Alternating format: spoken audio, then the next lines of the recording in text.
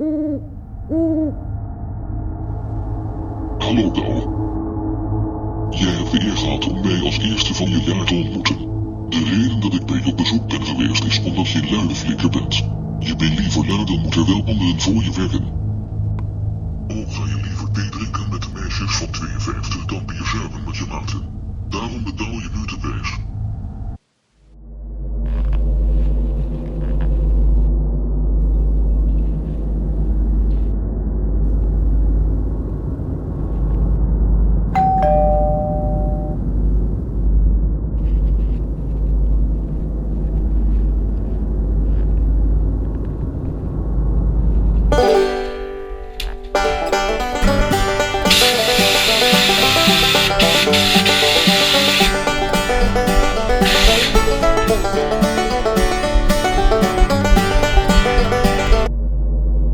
Laat dit de waarschuwing zijn.